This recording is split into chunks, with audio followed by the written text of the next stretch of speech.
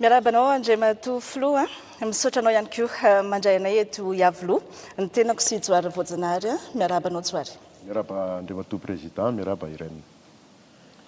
Miarabantsika rehetrarehetra izay manaraka ny fandaharana any amin'ny fahita lavitra any dia miarabantsika koa izay manatrika eto amin'ny lapam-panjakana Iavoloha miarabanareo mianadahy. Tonga amin'ny fotoanan'ny fanomezantsika androany iresadresaka sy tafatafa maromaro ny fanontaniana mapetraka aminao ny anomboana azy dia ny hoe fanao ny teo aloha ve izao ataonao izao manaiky an'izay ve ianao satria betsaka no milaza an'izany ao anatin'ny tambazotra tserasera. Alohan'ny amaliko ny fanontaniana dia anararaotra iarahaba nareo reniny rehetra kitapon'ny fonosana mirary fety sambatra ho antsika. Manaraka an'izay dia marina fa fanao ny teo aloha tokoa ny manao fandaharana manokana ohatran'izao rehefa te hampita hafatra amin'ny vahoaka. Dia amintsika amin'izao fotoana zao tsy misy tsy mahalala fa efa 7 volana efa hiakatra ho 8 volana zao no nitondrana ny fiadidina ny fanavaozana ny Repoblika nanomboka tany amin'ny 14 Oktobra nakatia. Dia maro ny zavatra mipetraka sy miparitaka eto Madagasikara ny tsaho mandeha ny fanontaniana eo amin'ny vahoaka maro ny fisalasalana maro taizitsika teo aizitsika zao ary akaiza zay zavatra zay mila zavaina amin'ny sain'ny vahoaka amin'ny fomba manahoana ny fomba anazavana azy satria raha izao ianao no mitety faritra dia lazaina fa manao propagandy raha zaina koa moa hoe fa mandany volam-panjakana dia izao no eritreretinay fa fomba ahafahana mampita sy manazava ny sain'ny vahoaka malagasy ny mikasika ny hoe aiza ho aizitsika amin'izao fotoana zao sy ny hoe ho aiza. Ny tena zay ianao hoe 7 volana no nitondranao zay. Afaka anaovanao jeritodika kely ve na tombanezaka kely ihany koa. Efa anatin'ny fanavaozana ve sika amin'izao satria ianao raha teo ny teny tany Mahajanga tamin'ny dianao farany teo hoe tsy imagine fanavaozana. Ny fanavaozana azavako ombieny izy io hatrany amin'ny voalohany mihitsy raha nanao ny fandaharana manokana teto dia efa nanazava azy io hoe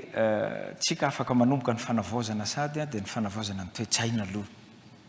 Satria raha tsy mahavita manova ny toe-tsaintsika io tsika na inona zavatra atao eto Madagasikara na omena vola ohatrinona ny fanjakana iasana raha mbola toe-tsaintsika izay tia kolikoly tia mifanimba tia mifanenjika io dia tsisy zavatra iovana eto tsisy fanavaozana eto. Ny tena fanavaozana izay andrasantsika ary andrasan'ny maro dia fiovandrafitra fiova-penitra mahery vaika amin'ny zavatra nisy teo aloha teo. Zay zavatra zay nefa tsy ho azontsika raha tsy any amin'ny alalan'ny fifampiresana dia ny fikaonan-doha pirenena. Aoriana ny fikaonan-doha pirenena tsika vao afaka mametraka ny zavatra rehetra zay tokony havaozina. Fa na izany na tsy izany efa manavao ihany tsika amin'izao fotoana zao efa miezaka miala amin'ny zavatra nataony teo aloha tsy mifanaraka amin'ny etaetan'ny vahoaka. Miezaka mamaly ny etaetan'ny vahoaka, miezaka mamaha ny zavatra ny olana izay iainan'ny vahoaka eny Akianja eny, miezaka mamaly ihany koa ny fitakiana izay nataon'ny vahoaka tamin'ny ireny tolona natao tamin'ny 25 septambra ireny.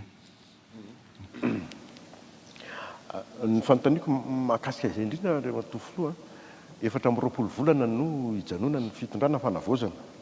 dia efa latsaka 9 izy zany zao. Ny fanontaniana hoe maninona no misy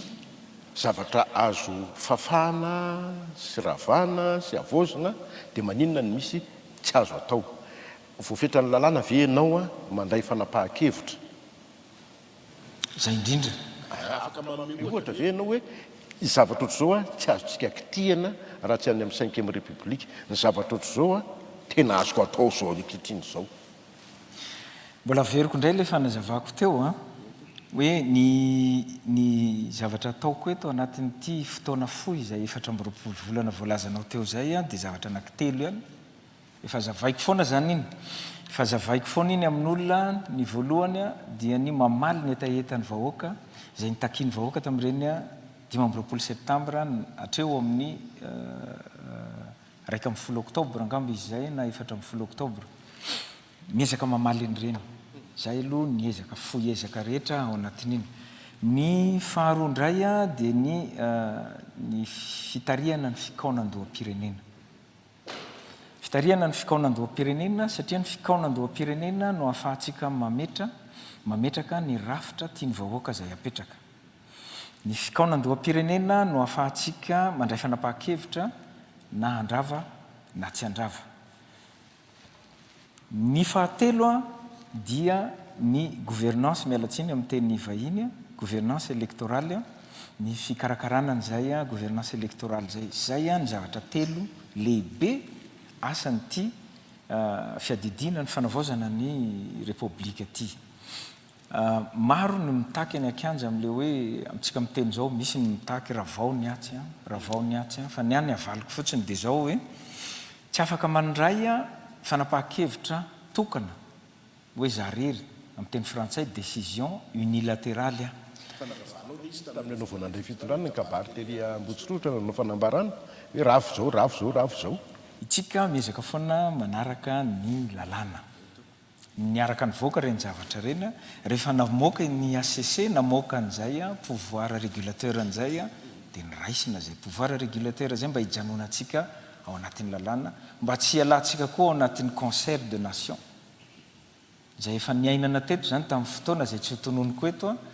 angamba nangirofiry ny vahoaka malagasy tamin'ireny zay ny zavatra hialantsika. Tenan'izay fikaonan-doham-pirenena izay ihany ianao Andriamatoa Filoha, izy ity ve a zay matimatesanareo amin'izao fotoana izao a sao dia zavatra efa vonona no entinareo amin'io fikaonan-doham-pirenena io? Zany ndray dia manome toky efa nataoko kabariko foana zany a rehefa nanao lancement ny concertation nationale des jeunes a dia efa tanatin'ny kabariko teo zay hoe matokisa anareo a fa za hialako mihitsy a ny fanomanana ny concertation io. Ny comité technique makany amin'ny primature, ny fikarakarana azy makany amin'ny FFKM mba tsy ilazana hoe za daholo no manomana an'io efa nataoko tany amin'ny kabariko tany zany ary nanome toky ny olona fa zaho a dia manome toky ianareo fa ny asa ataoko mandritra ny fotoana io dia garant mialatsiny amin'ny teny vazaha amin'ny teny vahiny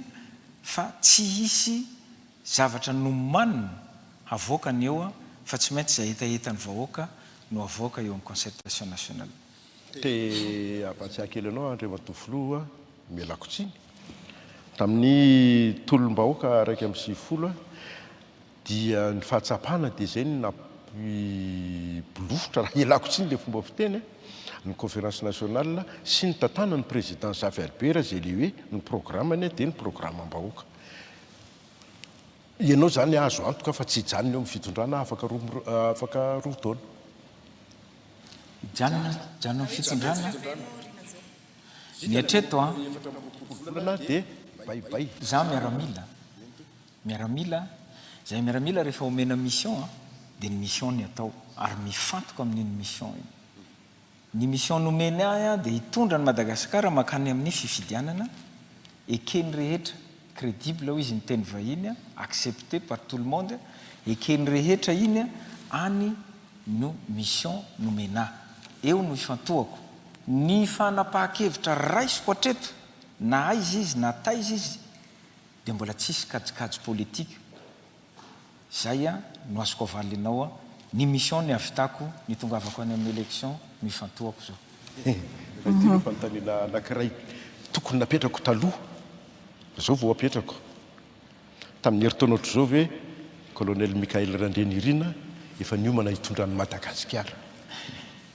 Miaramila zay ny tenako mbola averiko indray a ny miaramila vonona foana io isan'andro na inona asa omena azy na inona asa omena azy indraindray ara ampandraofin'ny olona sasany fako ny miaramila ery amin'ny tany tratratra tsetsiny ery manao ny miaramila rehefa vonona firenena azy eny fa nahitondra firenena azy. Iaraha malala ihany koa Andriamatoa Filoha fa avy any atsimo ianao. Marina ve ny voalazan'ny olona matetika hoe ny avy any atsimo tena mahazo avaram-patana amin'izao fitondranao zao? Sofa nanatrika daholo ny ministrako ny gouvernementako ary mbola misy tsy eo izy ireo dia mba mangataka ny vahoaka malagasy anisa hoe firy amin'ireo ministrako ireo ny avy any atsimo. firy amin'ireo ny avy any avaratra, firy amin'ireo ny avy ato fivoatany. Zay no mba angatako.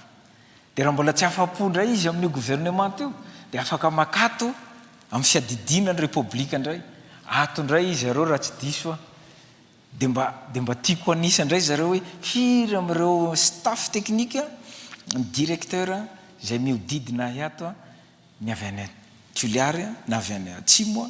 dia firy amin'ireo ny avy any avaratra, firy amin'ireo ny avy ato fivoatany. Za mino fa rehefa vita zay fanisana zay tena mba miangavy hoe izy le miteny an'izay dia miakatra eto, dia ampanisana ato amin'ny gouvernement, dia ampanisana ato amin'le staffko miasa ato amin'ny fiadidina, dia rehefa vita zay dia mba miangavy an'le olona mba hamoaka pahibe maso hoe zao ny zavatra hitako tao, mba tsy isiny zany resaka zany tsony. Azafady irenina fa zavatra hitako ny remato président dia hoe le resaka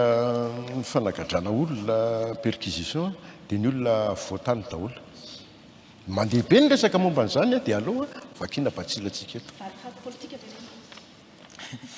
Anankiroa samihafa izy teo dia valiko ny voalohany, valiko ny faharoa. Ny voalohany dia za ngamba tsy te hiditra amin'ny aferany ny inona moa ny fitsarana, izay ataontsika hoe ny ministra ny fitsarana dia avy eto ihany koa izy, avy eto fivoatany ihany koa izy ny ilany rainy sa ny reniny no avy any Ambalavao fa izy dia avy eto. Dia aleo ngamba nytaninareo azy fa izy ministra, izy no manao ny rehetrarehetra io hoe tena manenjika olona avy eto tokoa ve izy. Fa ny fahafantarako azy ny ankety no mitondra ny zavatra rehetra mandeha eo. Manaraka an'izay ny valifaty politika, za ngamba tsy mamaly faty politika zany matoa mbola mampimenomenona ny olona, mbola reo ny firongony, mbola inona sy ny namany tsisy valifaty politika eto. Ary izay olona mahay miaina, manao ny asany izy. Raha ohatra ka hoe mpandraharaha izy dia manohy ny fandraharahany isan'andro. Raha ohatra ka mpanao politika izy dia manohy ny fanaovan'ny politika amin'ny tena izy. Fa tsy le mikonokonona fanonganam-panjakana, tsisy voakitika. Dia angamba tsisy resaka valifaty politika fa ireny efa lasany amin'ny fonja ireny raha ny fahafantarako azy misy dossier daholo angamba ny ministra ny fitsarana efa nanao fandaharana mikasika an'izany misy dossier daholo hitazomana an'ireny ihany. Somary hiditra kely amin'ny sosialim-bahoaka Andriamatoa Filoha,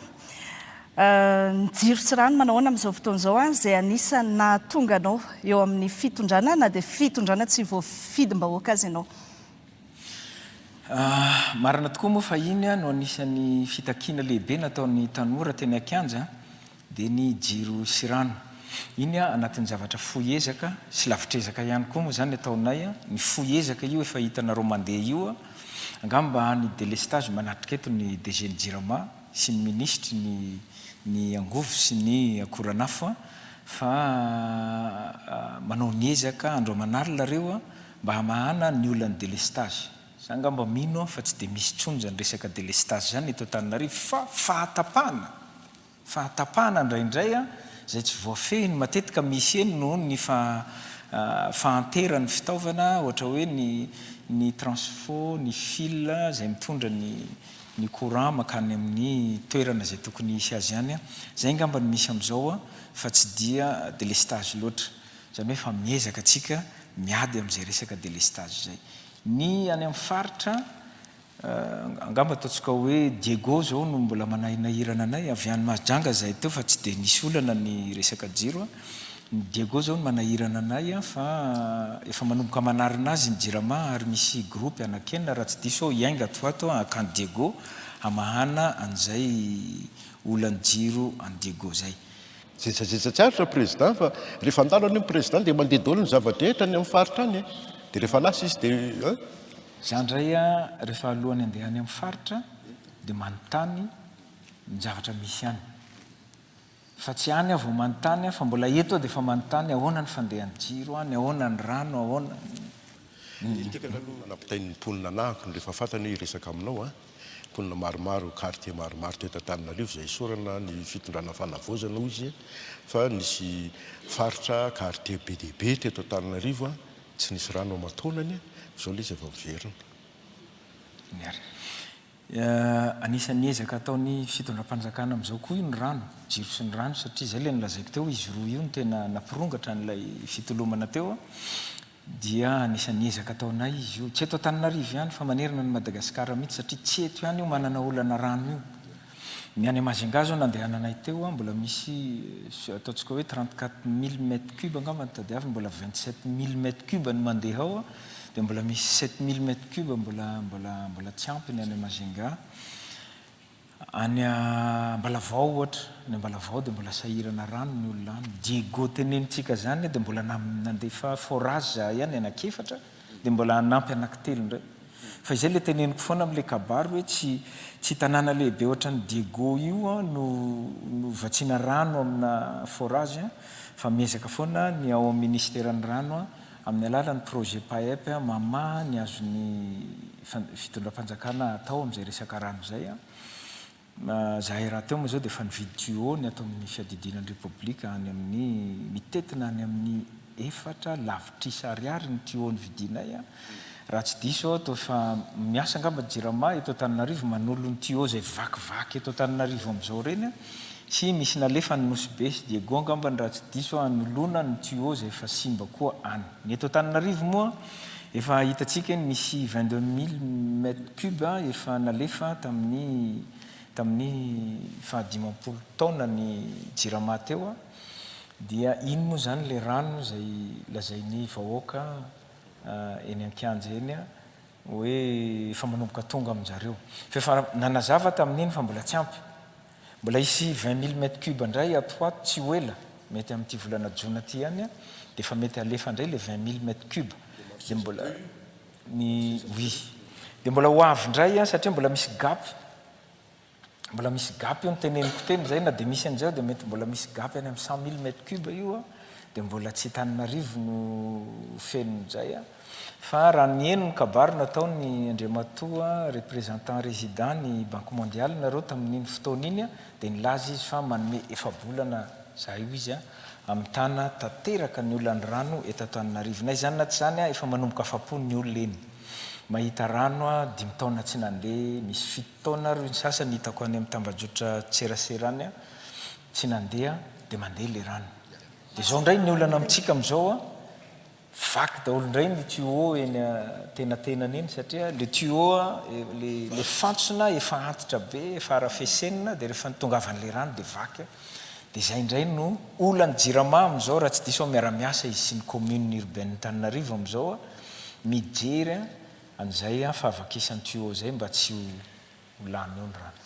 Raha mahita iny Andriamatoa filoha na ny tena ary anisan'ny vavolombelona izany hoe rano tena tsy nandeha tao anatin'ny 10 taona ny anay fa mandeha amin'izao fotoana izao. Mikasika ny fanohizana an'izay ezaka amin'ny sosialim-bahoaka izay aiza ho aiza amin'izao fotoana izao ny fanohizanareo an'ireo tetikasa goavana indrindra ireo natomboky ny teo aloha ohatra ny hoe ny autoroute ahoana ihany koa ny fipetraka ireny téléphérique ireny ny tetikasa ho an'ny herinaratra ny volobe sy ny sisa. Zahay ato amin'ny gouvernement, ny gouvernementako indray tsy miteny an'iny autoroute aloha hatreto satria ny autoroute zany ngeda be zany tsy autoroute iny zany aminay fa novanay ny anaran'izy iny nataonay voie rapide zay izy iny dia tsy navelanay izy iny satria ilaina Tomasina no anisany ataontsika hoe avokavoko ny économie eto Madagasikara. Dia zay no mahatonga ny URN2 io potika foana isan'andro satria tsy mahavita, tsy mahazaka n'ilay trafic mandeha eo isan'andro ny FCE nina moa ny lalan'ny train efa tsy mandeha dia lasa malaky potika foana le URN2 dia ilaina ny fisininy mba hahafahantsika mikojakoja an'ireo lalanareo anankiroa mba hamoramora koa ny fivoahan'ireo entanareo makaty Antananarivo. Iny zany dia mbola nitohizanay iny asa iny fa novanay ny anarany voie rapide iny fa tsy autoroute zany. Dia manaraka an'izay ny téléphérique moa iny nahita nareo tany Frantsa nangataka ny fanafoanana ny trosan'ny Madagasikara amin'izy iny satria tsy lara-pahamehana vahoaka malagasy loatra ny téléphérique hatreto aloha dia mbola tsisy zavatra mandroso ny resaka téléphérique hoe hoaizintsika amin'ny téléphérique eny hofoanany tokoa ve le trosa zay nangatahana hofoanana fa mbola olana be iny satria na ny courant andefasantsika ny tsika raha ny jiro sahirana inona ny jiro andefasantsika anio alefa groupe indray dia groupe iny dia mitady tombony ve raha ohatra ka ampiasa groupe ohatra ny tsy mampino ihany fa mbola be da be ny zavatra tsy maintsy jerena mikasika an'io na izany na tsy zany efa volany trosaina izy io efa ataontsika hoe fotodrafitrasa mipetraka eo dia mila jerena hoe inona ny anaovana azy io fa hatreto aloha dia mbola eo tsika hatramin'izao mbola tsy zavatra mandroso ny volobe dia mandeha ny fifampiresana mikasika ny volobe dia ny olana amin'io resaka volobe io aloha dia ny tarify zany hoe ny vidin'ilay herinaratra izay voaka avy eo dia mbola misy tsy fanarana hatreto aloha dia izay ny mbola tsy mampandroso an'io.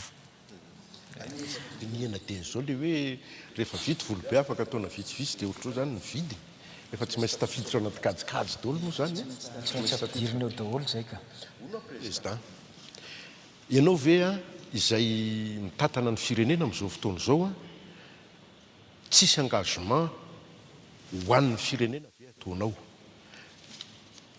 azavaiko ianao tsy voafidy kanefany nisy fotoana tany aloha tany olona mitovitovy situation taminao mitondra ny Madagasikara miengagé firenena hitanao ve ny tiako lazaina président ny azany zao hitako reny tsikera eny amin'ny fahitalavitra eny amin'ny gazety eny amin'ny tambajotra tserasera tsy tokony ianao engagement ny fanjakany tsy tokony ianao an'izao ny fanjakana fa zao ny any fanontaniana petrako amin'ireny olona miresaka an'ireny iandroviana zany tsika vao amboatra ny lalany mainty rano ohatra fotsiny zay fanontaniana petrako iandroviana tsika vao amboatra ohatra hoe ny poro Andiego na ny Manakara iandroviana tsika vao amboatra ny FCE avy eo Fianaratsoa makany Manakara na ny lalan'ny train makany Toamasina iandroviana zay ny tiako atongavana ka fa le miengagé firenena amin'ny resaka hoe fitrosana vola be avy any velany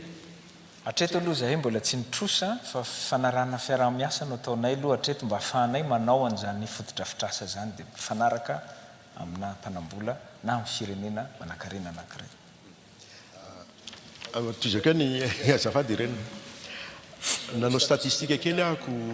taloha zao tsika miresaka zao ny tournée ny andro tokony tournée andehananao ny fitsidiana dia ny université tena be dia be mitety université be anao dia farany teo zao nisy an'lesaka le hoe campus université raha ho atsangana reny masy atahorako hoe tsy hoe atao tsy za akory eritreretina hoe sao dia miengagé firenena nefany mbola tsy fantatra zay ho fandehany fa zava-dehibe le hoe numérisation digitalisation any amin'ny université be dia be mpianatra mahazo aina tsara mihitsy amin'izao ohatra ny mpimaso amin'le tanora ve ny ataon'ny président Randreny ireny tsika moa tsy misy tsy mahalala hoe ny tanora malagasy iny mirepresenté ny ataontsika hoe ny 500 isan-jaton'ny vahoaka malagasy tanora daholo ary arena ho an'ny firenena ny fananana tanora marobe satria be da be ny firenena mandroso any ivelany any fa vitsy tanora dia anisany ataontsika hoe problématika mipetraka amin'jareo mihitsy ny tsy fananana tanora lasa hoe miaantitra ny vahoaka any amin'jareo any dia voatery izy manafatra tanora avy any amin'ny firenena hafa hiasa arena ao antsika izy io dia izay no tsy maintsy kolokoloana azy satria ireny ihany koa ny misy olo-toerana antsika eto eo ihany moa zany le hoe mpimaso an'ny tanora fa eo ihany koa ny fijerena hoe ny fampianarana ambony no antoky ny fanarenana ny firenena ty aorinao le tanora lefa ny Dubai le 5000 totrany tsy nisy resaka tsony marobe ny débat mikasika azy io moko marobe ny débat mikasika azy io ny fiaraha-miasa fandefasana tanora makany ivelany be da be tsy any Dubai ihany misy koa any Corée be da be izy io amin'izao fa anjarantsika koa mandinika hoe zay tokoa ve ny lara-pahamena sa ny fikolokoloana ny tanora eto fa nomezana asa ho azy eto Madagasikara dia izy no mampandroso ny fireneny satria reny tanora tsika lasa ny ivelany reny any fuite de cerveau ny anarany fangatana fiaraha-miasa ny nataon'ny tany dia manao tatitra amin'ny vahoaka rehefa tany Dubai avy any Dubai hoe izao ny zavatra nisy zao ny fiarah-miasa ny fampiresahana tany a fa tsy midika zany hoe anatanteraka an'iny tsika fa raha ny tanjo ny fanavaozana dia mandresy lahatra ny tanora ijanony eto Madagasikara ny fuite de cerveau be da be ny tanorantsika manam-pahaizana ary tena miasa amina orinasa lehibe anivelany ary karamainy tsy toko tsy foroana mba tsy fody fa maninona moa reny tsy tamany eto amintsika zay ny tanjona ny hitazomana ny reny eto mba hahafahantsika mampiasa azy ho tombontsoa ny firenena. Tiako raisina kely Andriamatoa Filoha ilay resaka fitsidiam-paritra ataonao vola viaiza no laniana ao anatin'ireny ianao raha teo mandeha jet privé rehefa ohatr'ireny.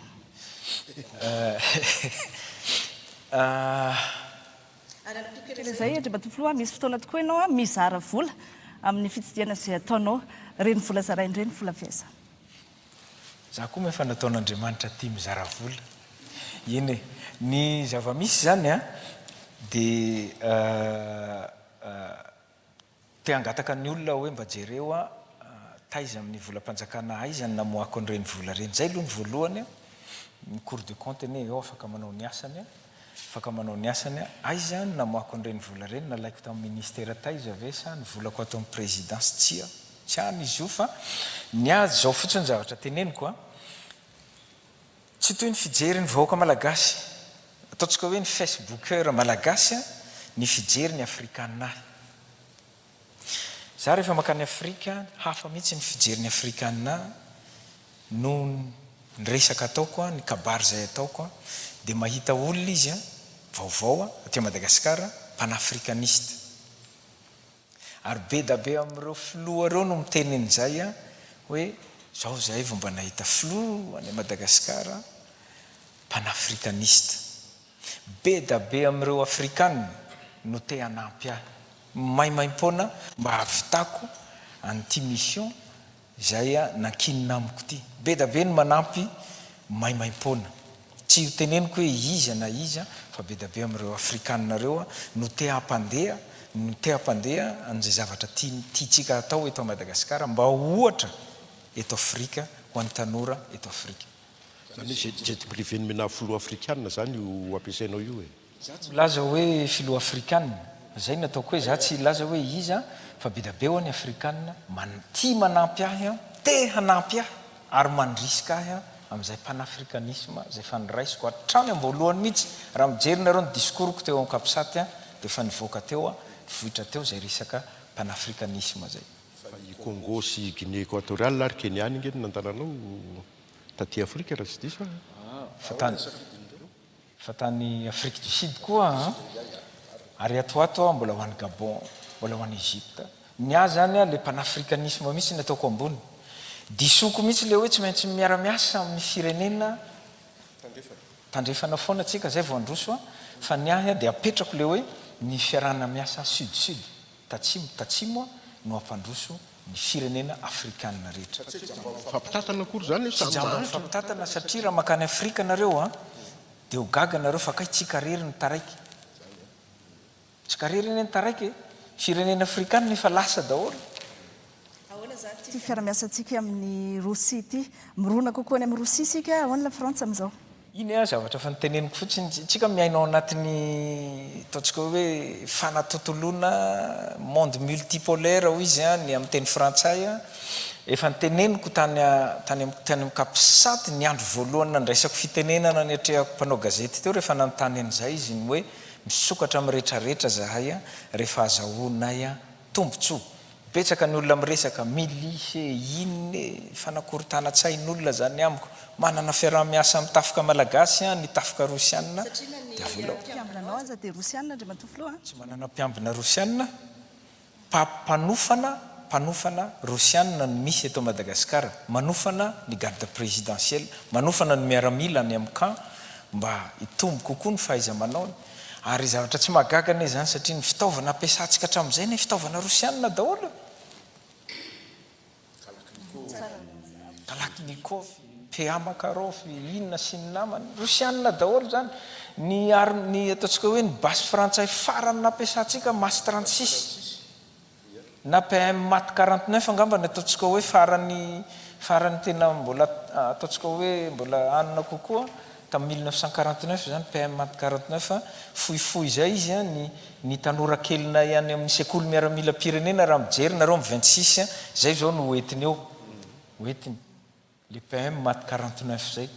zay ny basy frantsay farany ataontsika hoe farany kokoa no ampiasaitsika fa ny basy ampiasaitsika dia rosianina daholo na ny basy Kalachnikov zany na ny arme de poing ny Makarov na reny lance roquette reny RPG 7 ny anarany reny fabrication russe daholo reny fa ny rosianina ny olona ny président dia milaza fa raha miaramila fotsiny nataon'ireo rosianina reto aty Madagasikara fa tena tsisy asa fampandrosoana mba ataony tahaka ny ataony tandrefana zay no maika aloha zay no maika dia zay no entina satria zahay teo ny potena zay zavatra zay tsy afeniko mihitsy zay fa zahay miaramila teo ny potena tamin'ireny fotoana ny dinan'ny tanora tamin'ny 25 septambra reny efa misy caméramila efa misy caméramila ny miaramila eto tsisy afaka andany zany efa misy caméramila efa vitsy ny munition ny anatin'ny camp mamenatra ny teneny zany tamin'izany fotoana ka na ny andeha hanao opération dahalo ara tsy mahavita ny miaramila tamin'izany zay aloha ny maika manome an'izay capacité zay ahafahan'ny miaramila miatrika ny olana zay niainantsika hatramin'izay ny hélicoptera ny any aminay any atsimo io ny atahorany dahalo ny hélicoptera fa raha samy andeha tongotra dia mbola mifanehitra izy samy mifanehitra amin'ny miaramila fa ny hélicoptera io rehefa misy hélicoptera mitsoka daholo io dahalo io rosianina efa betsaka amin'izay munition zay moako zany ataontsika hoe zavatra secret ho anay miaramila iny fa ny azoko tenenina fa afaka miantsetra zao ny miaramila efa afaka miatrika ny zavatra andrasan'ny vahoaka amindray amin'ny resaka malaso misy hélicoptera io misy blindé io nomeny rosianina be da be ny zavatra fanomeny eo fa mba après nio dia mbola ho hitanareo ao ny fiaraha-miasa miaraka amin'ny rosianina hoe hijanona amin'ny fitaovam-piadiana koa ve sa misy zavatra hafa efa misy any aloha mikasika ny fanomezana tracteur ho an'ny mpamboly fanomezana kit de prélèvement ra ho an'ireny CSB2 any ambanivohitra reny dia groupe électrogène zay zao no efa fiaraha-miasa efa mialana ray zay faharoa manaraka an'izay hoditsika tsy hita ny ezaka ataony mpitsabo rosianina zay nandeha namonjy n'ireny fianakavitsika namatsika zay niazony zavatra tamin'ny ny olana amin'ny Ambohimalaza hoditsika tsy hita le izy afaka manontany nareo any Madame Patricia inona ny fitsaboana azony inona ny fanampiana azony tamin'ny fanjakana rosianina zay moa ny olana anay atao amin'ny fitondrana tsy mahay manao communication ohatran'ny fahaizan-jalahy taloha fa ny anay manao ny asanay amin'ny fo zahay dia lasa tsy hitan'olona le zavatra vita afaka manontany nareo Madame Patricia inona ny fitsaboana azony afaka manontany tsika tojo andeha amin'ny herinandro ary za andeha anatitra azy eny amin'ny aéroport tojo le simba mihitsy ny tendany andeha izy atao opération any Russia ary anaraka ny tojo any koa itedy ilay mpanao gazety voatifitra teo andrefanabojanaary tamin'le zahay nidina le andeha ho any Analakely satria lasa simba mihitsy ny azy le fitombenany dia andeha hiaraka amin'ny tojo izy makany izany rehetra zany dia maimaim-pona fanjakana rosianina daholo no miantoka azy manaraka an'izay zavatra mampalahelo tamin'iny affaire Ambohimalaza iny dia niezaka zahay nanao ankety amin'iny satria ny rosianina manana fitaovana raitra izy niezaka zahay nijery hoe inona le nahafaty satria rehefa nijery ny tojo izy dia izy tonga dia nanao conclusion hoe botulisme nahavoan'ireo olona reo fa zaho izy mila singa maromaro ahafahanay manaprofo hoe botulisme manahoana satria misy karazany 7 izy areo ny botulisme misy eto tany eran'izao tontolo zao 3 amin'io ihany naturel fa ny 4 arme biolojika daholo dia niezaka izy nanao ankety teny Ambohimalaza gaga zahay efa lasa toerana fanjairana ny ao efa voafafa amin'ny détergent efa mininona daholo tena tsy fantatro hoe misy inona mbadiky niny affaire Ambohimalaza iny ny zavatra hitanay matsy afaka manontany ny Madame Patricia nareo hoe izy fa nisy olona manaramaso izy reny tsaboiny rosianina reny vazany anankiray afrikanina ny anankiray avy eo nisy olona tonga tao amin'ny Madame Patricia nilaza fa nirahin'ny présidence dia niraisiny Madame Patricia dia rehefa tonga tao dia nilaza le olona fa hoe aiza ny taratasy fitsabonanao ato, aiza daholo ny zavatra momba ny fitsaboana, lasa ny zareo any daholo le taratasy. Inona petraka fanontaniana, inona zany tao ambadiky niny aferam-bohimalaza iny? Tsara zany indray matoa président, vonona ve nareo hikaroka ny tena marina amin'iny sa hoe hanohy fotsiny an'le fitsaboana araka ny voalazanao teo? Matoa zahay a nandefa an'ireo spécialiste rosianareo teny Ambohimalaza nijery an'le trano, satria izy nilaza navovoka adinon'ireo fotsiny izy dia fantatray hoe mety ho hitana eo ny source an'le botulisme. Fa rehefa tonga teny zareo dia gaga moa fa vita sasa amina détergent daholo le toerana, efa lasa fanjairana sy ny namana dia tsisy ninona hitany iny. Fa mandrisika zahay raha misy singa mbola mipetrapetraka any, satria zahay maheno hoe any ivelany any Frantsa mbola misy singa, misy olona manana an'izay any, raha mbola any zay singa zay dia azomenanay mba hanohizanay an'ilay fikarohana hoe inona lay botulisme nahafaty olona be da be teny Ambohimalaza. Fa ny fantatra aloha dia botulisme iny, fa tsy fantatra hoe botulisme naturel ve sa botulisme arme biologique. Raha sitraka hoe resaka politika kely ahako, zao ny sary hitako Andriamatoa filoha amin'ity fitondrana fanavozany ity. Ianao eo ambony eo dia mitangorona eo aminao daholo ny antoko politika sy ny mpanao politika. Eny fa na ny apahany tamin'ny mpitondra teo aloha azy, ny mpomba fitondrana teo aloha. Mety aminao ve zay aloha tsotsoroko ohatr'izay fotsiny fanontaniako sa zay le hoe rassembleur ianao? Ngamba tsy ataontsika hoe mitangorona, le mitangorona kosa ngamba tsy izy fa ny politikako mihitsy no araka ny teninao zay mametraka an'le fahendrena malagasy, le fihavanana. Za ngamba no niantso an'ireo fa tsy hoe izy no mitangorona. Ty Madagasikara ty raha mbola ifanenjika eto foana, vita indray ny anay dia andeha indray zay tsoka ny ivelany dia mipetraka indray ny manaraka eo dia le manaraka eo indray rehefa vitany azy dia mitsoka indray zay ny ivelany dia tsy androso mihitsy eny ty Madagasikara ty raha izany foana. Valifaty politika ho izy ianao teo, zay no elantsika antsoina daholo reo, antsoina mba hiara hiasa fa tsy hoe zareo no mitangorona. Toy izany koa ny tanora, ny tanora antsoina koa izy mba hiara hiasa. Fa ny teny foana mikabariko hoe andaotsika mba tsy olona ny fahavalo fa mba ny fahatrana irery any. Fa natsany misy azafady irenina ny toy an'izay mantsy dia hoe misy fifanoheran-kevitra ihany matetika amin'ireo mpanao politika na antoko politika miaraka aminao ireo. Tsy mikorotana ve ny lohanao président? Tsy maintsy misy zavatra logika mihitsy le izy, satria ireo tsy hitovy heritreritra foana. Ireo ne samy manana ny idéologie mitsanganany hatramin'izay dia samy miaro ny azy izy. Tsy ferana koa moa ny kajikajy politika amin'ny fifidianana tsoatsy dia fa samy mamboatra ny toerany daholo hoe ahoana ny ahafahako makatsy, ahoana ny ahafahako mametraka ny baziko atsy sy ireo sy ny namany amin'ireo parti politika ireo. Fa ny zavatra important amiko dia le izy miaraka mivoy lakana makany amina tanjona anankiray fa tsy mivoy makariny ny fitondrana dia izy mivoy miemotra. Zay fotsiny ny any zava-dehibe. Efa nilon'ny fanavozana ny Madagasikara le efa sobazonao ngareo. Tsy manana parti politika Andriamatoa Joara Voajanahary. Andriamatoa Flo dia ny filohan'ny antenimieram-pirenena dia anisan'ny tena akaiky ianao indrindra rehefa mandeha fitsidiham-patra izay ianao. Inona ny anton'izay manokana? Le hoe akaiky angamba tsy dia hoe akaiky loatra fa akaiky daholo anareo fa mety ny sasany tsy dia anaraka rehefa mandeha fa izy dia anaraka, tsy isy hoe akaiky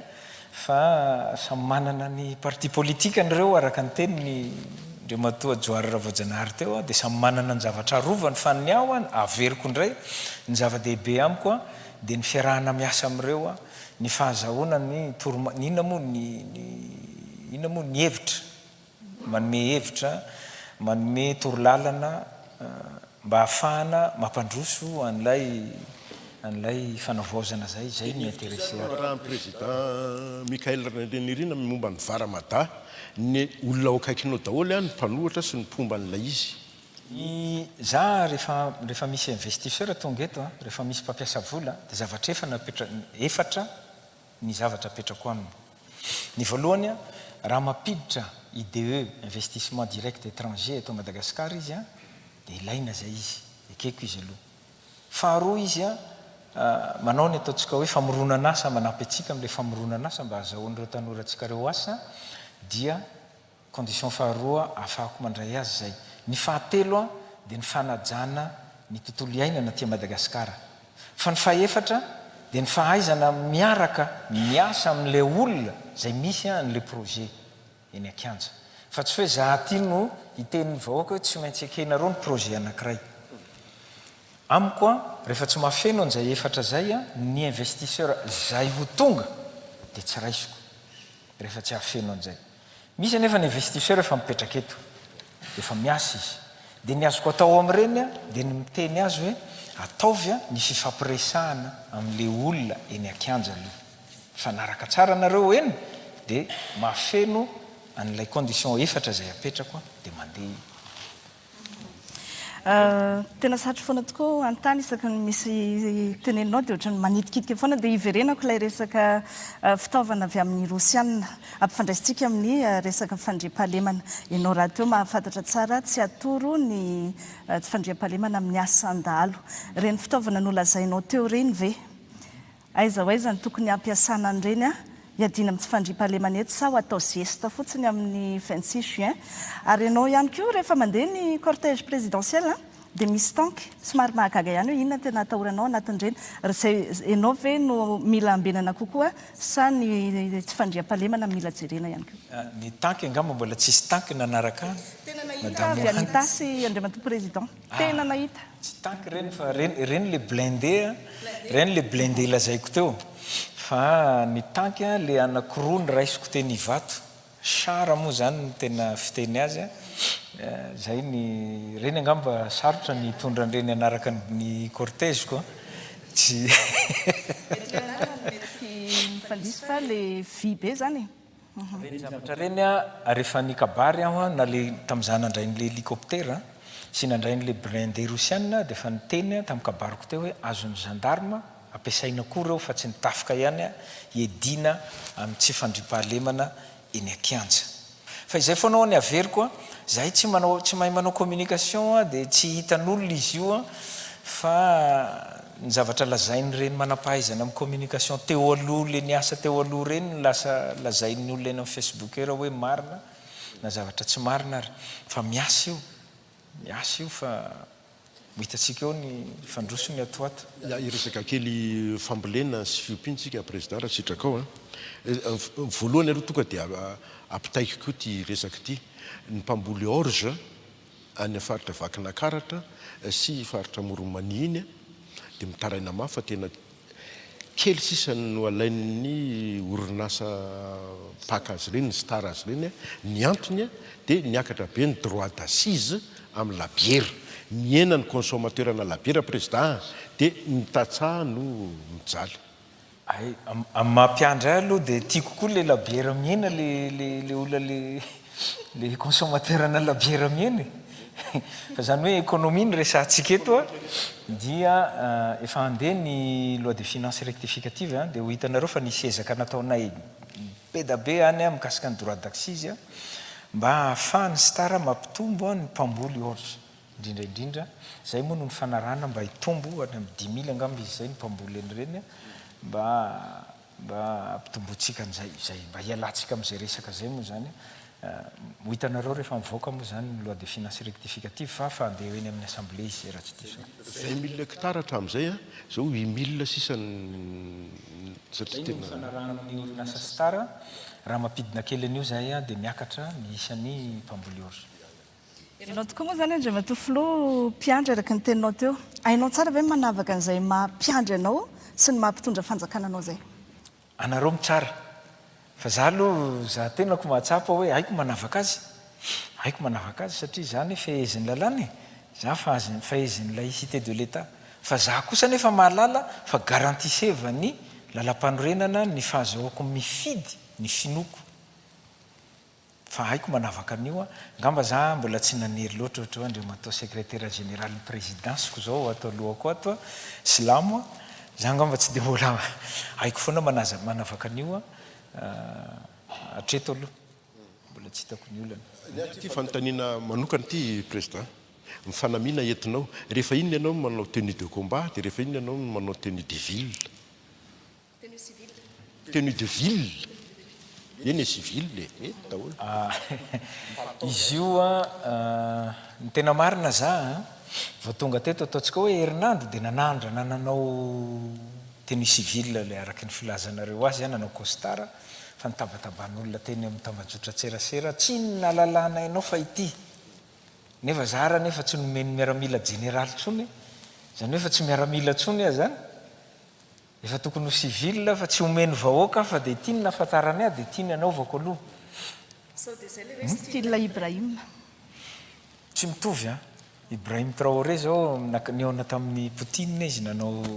tenue raha tsy diso fa zany nanao tenue civil niona tany raha tsy ty zany ho an'ny vahoaka malagasy no asehoko an'ity raha miremarke an'izay nareo dia ho an'ny vahoaka malagasy nitondrako an'ity Folary. efa manomboka mangatsika koa ny andro zao mantsy dia be da be mihitsy Renana kely Andriamatoa Filoha ilay resaka tena hoe mahakasika ny raharaham-bahoaka moa zany ny sosialim-bahoaka. Aiza ho aiza ny fanarenana ny Tomasina amin'izao. Eny ary atoriana ato moa ny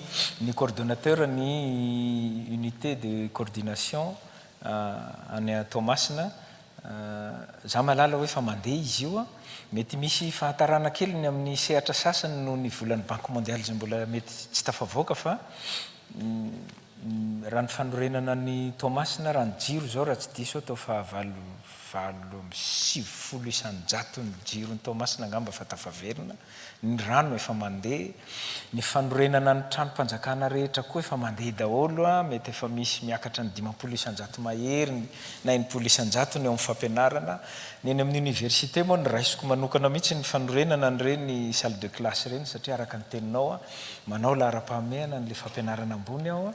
dia efa salle de classe 12 angamba no efa vita somatsara ao zao amintsika miteny zao koa ny tanora no ampiasaiko ny GNZ zay manam-pahaizana amin'ny resaka fanorenana trano no ampiasaiko manafo ny trano roapolo koa ao amin'ny université ny Barika Dima efa vita angamba ny folo raha tsy diso ao dia efa mandroso zareo mandroso miasa ny mpianatra ihany no ampiasainao mba havita azy malakilaky efa mandeha ny fanorenanao amin'izao angamba ny tanànako efa madio. Air Madagascar tompoko. Iverina ho Air Madagascar ve ny fandrin'ny colonel Randrenirina sa afanga sady hoe Air Mad no hoe Madagascar Airlines sa ahoana? Raha ny fanirina moa raha ny amin'ny po-pirenena ato amiko dia niverenan'io Air Madagascar fa ny tsy maintsy manaraka ny antanatohatra rehetra sy ny étape zay tokony procédure maro zay tokony arana dia ny Madagascar Airlines aloha zao ny eo nametraka DG vaovao tsika ary DG manana vina koa izy amin'ny famelomana ny Air Mad dia ho hitantsika ho eto ato fa efa misy fifanarana fiaraha-miasa maromaro efa hivoaka ato kasika ny fa mivoatra ve ny fitantanana ao anatiny eo fahitanao azy avelako amin'ny vahoaka ny zavatra mako rehefa tsy mety dia le asa omeny mihitsy le service zay atolotra ny mihitsy ny tsy mety dia avelako ny vahoaka no hitsaran'izay fa raha za manoka aloha mahita mahatonga dia le stage efa tsy misy dia mety mba fa mihatsara kosa le fitantanana mety mba fa manao niezaka zay tsy eran'ny aina angamba zareo ao matoa io mandeha tsara ary tokony saorana an'zareo zany anisan'ny zavatra nyteneniko moa tamin'le fankalazana ny 15 taona n'le hoe aseho fa vitantsika malagasy io fa tsy hakana vahiny foana zay vao anova zavatra. Resaka fitsinjaram-pahefana tompoko décentralisation ahoana no ianao ireo olona PDB miara-diso mpanohana anao dia niady mafo an'izany décentralisation zany ekena fa mety hivoaka ato le 14% amin'izay na lefa ny amin'ny budget ny amin'ny région efa dingana fotsiny vinsa zay dia vita le décentralisation. Ny décentralisation teneniko moa dia décentralisation tadidiko ny teny nampiasaiko teto tamin'le fandarana manokana ataoko décentralisation très poussée dia efa manao azy zahay iny angamba mbola tsisy fanjakana nanao an'izany hoe 3 faingoenina isanjato ny budget national foana no mandeha any amin'ny CTD sy ny STD tsika manerana ny nosy ireny aiza moa ny firenena androso dia miezaka araka ny teneniko tamin'ny farantaona hoe hiezaka atsika hampiakatra an'io hatrany amin'ny 420 isanjato fa tsy ho vita eo no eo zany. Ny tratranay amin'iny LFR iny a dia 410 faingodimy isanjato. Zay zavatra zay fotsiny a dia fa manova zavatra be. Fa saingy zao ny fitsinjaram-pahefana tsy maintsy tsy hoe omena vola reo a dia ny tombo ny vola ampiasainy dia vita, fa misy zavatra maro a tsy maintsy manaraka an'iny a zay pitsopitsony zay tsy maintsy ampanarahana ny fiakaran'iny vola iny. Ny ordonnance tany amin'ny 1973 moa zany manahirana ny olona. Iny anjaran'ny ao amin'ny assemblée ny manao an'iny raha tsy diso atao fa ao atao fa dinihinao amin'ny assemblée iny ny ordonnance 73 iny fa ny fanjakana aloha efa io ny para aminay ny mampiakatra ny vola. Zay foana ny mampimenimenina ny olona ne hoe tazomin'ny ministera sy ny ao amin'ny Antananarivo daholo ny vola dia tsisy asanay aty amin'ny faritra dia omenay izy zao dia ho hita eo indray fa sao dia iova indray le hoe Antananarivo ny gadra fa sao dia ny any amin'ny faritra daholo indray no gadra rehefa tsy haino mitatana an'ilay vola na lasa manabe kolikoly dia zay zavatra zay no tsy maintsy ametrahana drafitra mialoha ametrahana inona moa zany accompagnena zay fiakaran'ny vola makany amin'ny faritra zay. Mikasika ny fahasalamana Andriamatoa Filoha, ahoana ny fahitanao ny fahasalamana amin'izao ny mpox sy ny hantavirus fa iny ao ihany tsy dia tena mbola eto amintsika loatra. Ny fanalefahana ny fitsaboana eto amintsika izay mampikaikaika ny olona foana iny anivon'ny hôpitaly indrindra ny hôpitalim-panjakana. Ny vadinao raha teo anisan'ny profony zany nisy fotoana izy nidina tena amin'ny hôpitaly nahita nyren'ilay hoe misy olona tsy avoakan'ny hôpitaly satria tsy voaloany vola. Inona no azon'ny fanjakana atao manoloana andreny? Ny olana eto amintsika manko le tsy fisiny le filet sociale le sécurité sociale zay misy any amin'ny firenena mandroso dia mbola ho sarotra amintsika manko ny manao azy io.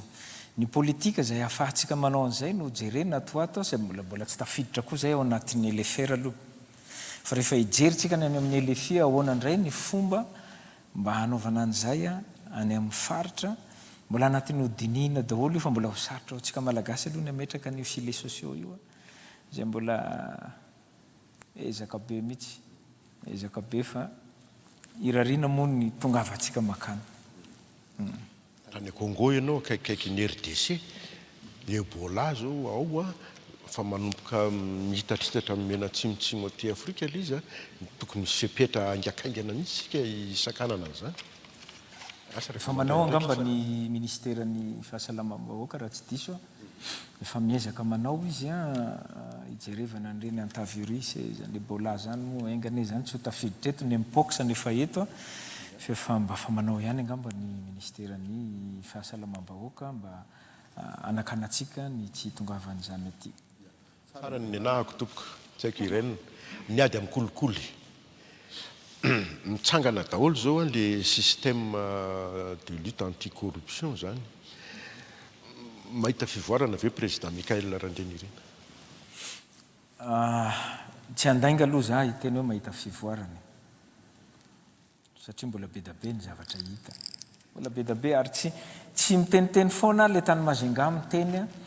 zay zavatra mampiome moa le izy fa za miteny aminareo fa misy vidéo tonga aty aminay aty misy vidéo tonga aty aminay aty amin'ireny fakana vola amin'ireny fitakiana vola tsy miteniteny foana miteny an'ireny satria tena mbola manjaka izy io le toetsaintsika malagasy mihitsy zany tsy haiko efa tafaletika ao le resaka kolikoly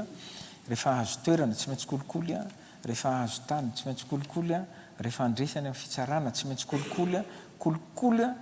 dia mbola be da be eto Madagasikara. Mieritreritra hoe miezaka ataoko zay tsy manao kolikoly dia mba hanao tasy d'huile makany amin'ny olona zay tantaniko fa hatreto aloha dia mbola kivy mahita ny zavatra misy eto Madagasikara. Zao aiza raha ny atoy an'ilay mialohan'izay satria mifandraika amin'ilay kolikoly vetivety itsoary nitoy an'ilay tatitra nataon'ny Cour des comptes amin'ny resaka fanodikodinam-bola mba efa misy mangirana ve izy? Efa misy fa mbola miandry ny tatitry ny IGE zahay miandry ny tatitry ny IGE zahay fa be da be ny zavatra 45 jours nomeko azy tamin'iny fa tokony fantatra atsika fa 4 fotsiny ny inspecteur d'état tsika am'izao aloha 4 dia tsy maharaka tsy mahenika ny Madagasikara tena mandeha miadana mihitsy izy manao an'iny fa efa misy be da be izy ihany ny eto aminay fotsiny zao ny fomba nividianana reny bus izay nividiana tamin'ny volan'ny fonds souverain ireo be da be izy ny efa manomboka mangirana any fa mbola miandry ny tatitra zahay am'izao aiza aiza ny tatitra mba ahafahana manao ny fanenjehana izay tokony ho enjeny. Ya, ndresaka kofaliday atsika tompoko raha sitraka ao tsy maninona ndresaka mandeha mantsy président ndresaka mandeha président dia hoe Ravatomanga 2 amin'izao fitondrana zao i kofaliday ny afotsiny ny zavatra teneniko dia zao tsika samy nahita ny fomba fiasany zany Ravatomanga zany teto fa na ny remanimo tsy maintsy mandalo ny Ravatomanga zany zavatra nisy teto zany raha misy investisseur hiditra eto Madagasikara tsy maintsy mandalo ny mamy Ravatomanga tsy haiko raha diso zany dia disonareo eto fa zany zavatra zany nisy daholo tsy maintsy mandalo azy raha misy nomination amin'ny aux emplois de l'État amina toerana zay ataontsika hoe tena matanjatanjaka tsy maintsy mandalo ny mamy Ravatomanga fa za mahasamy teny aminareo fa tsisy an'izany ny fomba fiasako eto tsisy olona mibaiko ahy eto zay dia teneniko na izy na izy fifandraisana ny ataoko amin'ny olona rehetra toy ny amin'ny mpanao politika zay efa niteneniko teo dia mifandray amin'ny mpanao politika rehetra fandray amin'ny olona rehetra fandray amin'ny karana rehetra fandray amin'ny sinoa rehetra amin'ny malagasy rehetra ezahako ifandraisana daholo io fa tsy hoe fandray amiko izy dia hibaiko ahy amin'ny fanondroko ministra na mifandray amiko izy dia hibaiko ahy amin'ny fandraisako investisseur na fampiasana vola eto Madagasikara tsisy an'izany eto dia mba hisoro le hoe Ravatomanga 2 fa izy io koa moako misy mpanao ny olona tsy ianao fa le resaka alefako amin'ny vahoaka zay manao an'izay fa misy ihany koa moa izy io fitaovana politika hoentin'ny sasany andotona koa izy io dia satria tsy hitany loatra angamba ny andotona amin'le corruption za mbola mahasamy teny madio ty tanako ty raha resaka corruption zany dia any amin'ny kofalida ihany no entiny andotona io Ravatomanga 2 inona sy ny namany tsy mahabaiko azy zany kofalida zany amin'izay zavatra ataoko ato amin'ity firenena ty fantaniana manokana ihany koa ny anaty sady fantaniana ihany koa amin'ny maha-olombelona ahoana ny fandrindranao ny fiainanao manokana sy ny mahafiloam-panjakananao amin'izao mahafiloa amin'ny fanavozananao ny tompoko oui raha ny tiako fantatry ny vahoaka malagasy izy io fa tsy mora